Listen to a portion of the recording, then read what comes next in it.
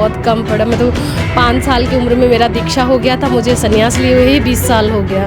हाँ जी, और मैं ही इकलौती ऐसी हूँ जो उनके घर से कन्या बाहर निकले संन्यास लेने के लिए। जो नागा सन्यासी को होता है सेम माताओं का होता है, बस नागाओं का ऐसा है कि उनको कोपिन दिया जाता है और भस्म रमाया जाता है। माताओं को भी कोपिन दिया जाता है और 3.5 मीटर का उनको ब्रह्मगांठी दिया जाता है।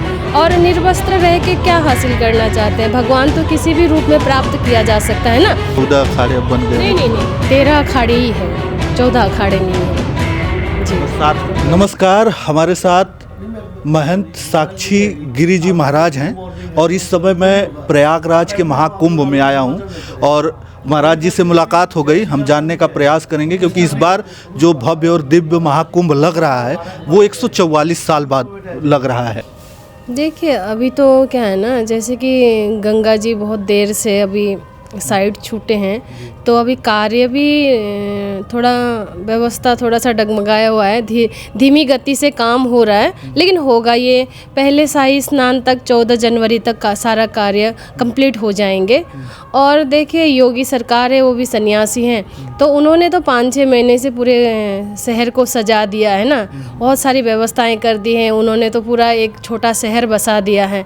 जैसे पहले व्यवस्थाएं बहुत कम होती थी, 17 किलोमीटर में ऐसे 15-16-17 किलोमीटर में होते थे, लेकिन इस बार तो 45 किलोमीटर मतलब कुंभ फैल गया है ना।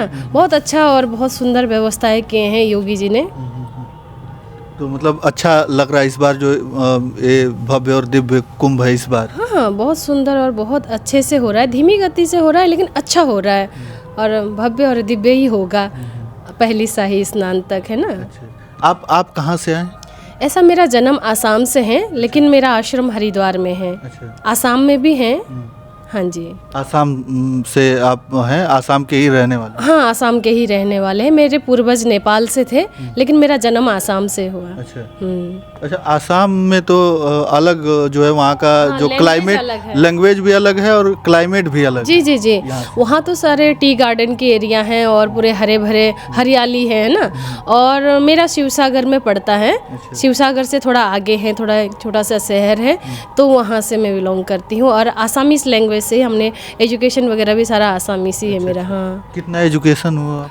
मैंने तो बहुत कम पढ़ा। मैं तो 5 साल की उम्र में मेरा दीक्षा हो गया था, मुझे संन्यास लिए हुए ही 20 साल हो गया। अच्छा। हाँ जी।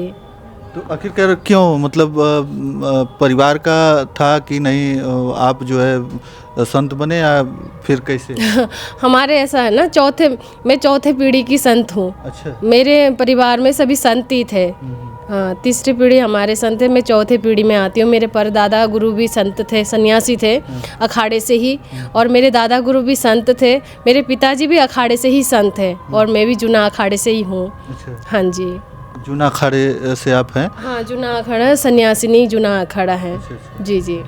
तो सन्यासिनी आपका बता रहे हैं 4 पीढ़ी आपका संत मतलब थे लोग। तो मतलब उसमें औरतें थी, लड़कियां ही थी कि? नहीं, सारे जेंट्स थे। अच्छा। और मैं ही इकलौती ऐसी हूँ जो उनके घर से कन्या बाहर निकले संन्यास लेने के लिए। जी। तो कन्या जब आप मतलब निकली तो परिवार के लोगों का वो नहीं था कि नहीं आप एक लड़की हो कि आप क्यों? नहीं, मेरा ऐसा है ना, मैं बचपन में जैसे लड़कियां गुड्डा गुड्डियों से खेलते थे, तो बचपन में मेरे को इतना होश तो नहीं था धर्म क्या है ना, भगवान कौन है, देवी कौन है, देवता कौन है। बस मैं मिट्टियों का शिवलिंग बना के मिट्टियों के साथ ही वो झाड़ झूड़ ऐसे चढ़ा के उसके साथ खेलती थी। तो बचपन से ऐसा भक्ति का तो लाइन था, लेकिन पूर्णतः मुझे ज्ञान नहीं थी। 5 साल की बच्ची को क्या पता है ना। जब से मुझे धीरे धीरे ज्ञान होने लगा कि अरे भगवान होते हैं, जैसे माता पिता से सुनते आए, तो ऐसे ऐसे रुझान और भक्ति की तरफ बढ़ने लगा और धीरे धीरे मैं इस तरफ अपना झुकाव बढ़ने लगा। अच्छा, उसमें जूना अखाड़े में जिसे नागा साधु भी हैं और मतलब तमाम जो लोग हैं, तो आप लोग तो उससे अलग हैं? नहीं, सन्यास परंपरा हमारे बिल्कुल एक जैसे हैं। जो नागा सन्यासी को होता है सेम माताओं का होता है, बस नागाओं का ऐसा है कि उनको कोपिन दिया जाता है और भस्म रमाया जाता है। माताओं को भी कोपिन दिया जाता है और 3.5 मीटर का उनको ब्रह्मगांठी दिया जाता है, क्योंकि सन्यास लेते हुए सिले हुए वस्त्र नहीं पहनना चाहिए। तो माताओं को भी भभूति सेम प्रोसीजर होता है। बस इतना है कि मागा दिगंबर नहीं रह सकते हैं, वो कुछ भी हो, एक मतलब 3.5 मीटर के कपड़े वो ब्रह्मगाथी बांध के रहते हैं। लेकिन एक आध तो वीडियो वायरल हुआ है जिसमें दिखाया गया, अभी बीच में देखा जा रहा था कि जो है महिला नागा साधु भी हैं, ऐसे देखा गया कहीं कहीं। कौन से अखाड़े से हैं? जिसे वो तो उस पर वायरल हुआ था कि नहीं हम वो उनको। सुनिए मेरी बात, ये कोई भी अखाड़े से नहीं है, हमारे 13 अखाड़े से तो बिल्कुल भी नहीं। ये कोई आंध्र प्रदेश की है, मैंने भी उनको सोशल मीडिया में देखा था। तो ये कोई हमारे अखाड़े से नहीं है, ये कोई अघोरी है। और अभी सुनने में आया, मैं तो मुझे पूर्ण ज्ञान नहीं है इस विषय में, मैंने भी देखा ही है, कई माताएं चर्चा कर रही थी तो किन्नर भी बताया जा रहे हैं, लेकिन किन्नर हैं या महिला हैं ये मुझे ज्ञात नहीं है। और देखिए हमारे जो पूर्वज थे उन जमाने में कपड़े नहीं होते थे, फिर भी उस समय भी क्या है, पत्तों को सील के पहना जाता था, तन बदन ढका जाता था। तो अभी तो आधुनिक युग है, अभी तो वस्त्रों का पूरा भंडार है, खदान है। और निर्वस्त्र रह के क्या हासिल करना चाहते हैं? भगवान तो किसी भी रूप में प्राप्त किया जा सकता है ना, ऐसा नहीं है कि निर्वस्त्र रह के ही भगवान को प्राप्त किया जाता है। देखो ये समाज है, दुनिया है, यहाँ माँ बेटी बहन सब रहते हैं, एक पर्दा होता है, एक मर्यादा होती है, मर्यादाओं का पालन करना चाहिए, चाहे पुरुष हो चाहे स्त्री हो।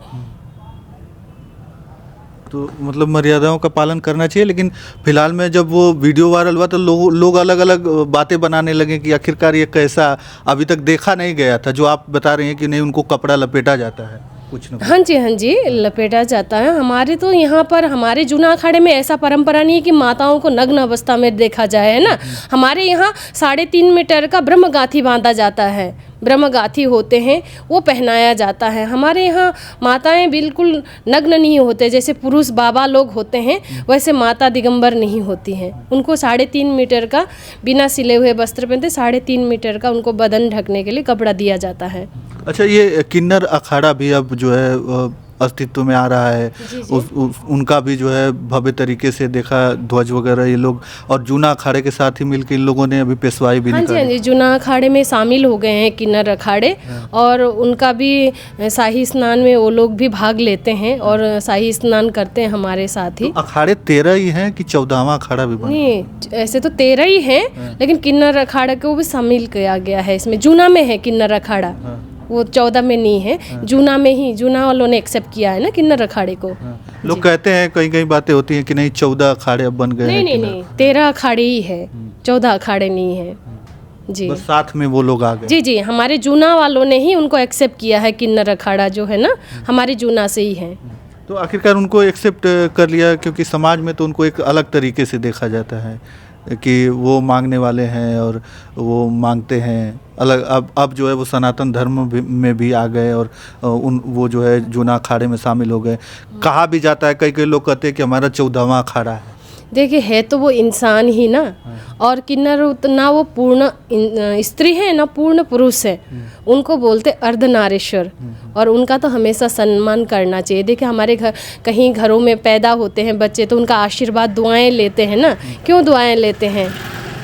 क्योंकि वो जो भी अपने मुख से बोलते हैं वो आशीर्वाद स्वरूप में लिया जाता है। और उनके मुंह से बद्दुआएं निकलते हैं तो लोग डरते हैं, अरे किन्नर का बद्दुआएं मिल, क्योंकि अर्धनारीश्वर के देखिए वो भी जीव है, एक मनुष्य है ना। और उनका भी समाज में रहने का अधिकार है, उनको भी सम्मान उनको देने का अधिकार है, वो भी सम्मानित होने का अधिकार है। तो वो अर्धनारीश्वर, देखिए महाभारत के युद्ध में शिखंडी कौन थी? वो भी तो किन्नर ही थी ना। तो देखिए तब जब उनको इतना मान सम्मान इज्जत, और युद्ध भी लड़े थे उन्होंने, महाभारत का युद्ध। तो अब ये कलयुग है, इसमें तो सब पढ़े लिखे एजुकेट लोग हैं, क्यों उनको हीन भावना से देखना? उनको भी सम्मान दृष्टि से देखना चाहिए और उनका भी आदर सत्कार करना चाहिए। और अच्छा है ना, मांग जो पहले नाचते थे, गाते थे, ढोल बजाते थे, आज वो अपना सनातन धर्म में शामिल होकर अपना धर्म का प्रचार प्रसार कर रहे, ये तो बहुत सराहनीय बात है, बहुत गर्व की बात है, बहुत अच्छी बात है। और किन्नर भी बहुत आज के डेट में पढ़ लिख रहे हैं, वो भी एजुकेट हैं और अपना धर्म का प्रचार प्रसार कर रहे हैं, ये तो बहुत अच्छी बात है। अच्छा, वो आसाम के लोगों की भाषाएं जो है अलग होती हैं, हिंदी बोलने में थोड़ा लड़खड़ाते, लेकिन आप तो अच्छे से हिंदी बोल रहे सब गुरु कृपा है, हैं। परमात्मा का कृपा है, गुरु कृपा है। जब संत जीवन में आ जाते तो जो नहीं कर सकते वो भी हो जाता है। देखिए हमें तो भजन तपस्या जब तब सारा हम लोगों का धर्म प्रचार प्रसार है ना, तो ये सब गुरु कृपा से सुलभ हो जाता है, इसमें कोई प्रॉब्लम नहीं।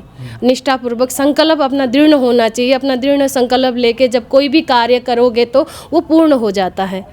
तो कितनी बार अब तक आना हुआ आपका कुंभ में? मेरा 2007 का कुंभ था, 10 का कुंभ था, 13 का था, आपका 19 का था, 21 का था और ये 25 का। 25 का। हाँ, और ये शायद 144 साल बाद जो योग बना है, लेकिन 12 साल पहले 2013 में भी महाकुंभ लग चुके हैं और ये 144 वर्ष के बाद ये योग बना है। योग ऐसा आया है नहीं, कि ये लोग कह रहे हैं कि मतलब 12 पूर्ण कुंभ होता है, इसके बाद एक महाकुंभ, ऐसा है क्या? एक अर्ध कुंभ होता है और ये एक महाकुंभ होता है। 2013 में पूर्ण कुंभ था, महाकुंभ था, और 2019 में अर्ध कुंभ था, ये 2025 में फिर महाकुंभ है जी। तो चलिए, तमाम सारी बातें हुई, कैसा लगा कमेंट के माध्यम से हमें ज़रूर बताइएगा। और इस समय मैं संत महात्मा और साधु संत जो भी हैं लोगों के विचारों को मैं अपने चैनल के माध्यम से रख रहा हूं, तो इन्होंने जो बातें बताई उससे आप कितना सहमत हैं कमेंट करके ज़रूर बताइएगा। तो चलिए, इस वीडियो में इतना ही, धन्यवाद।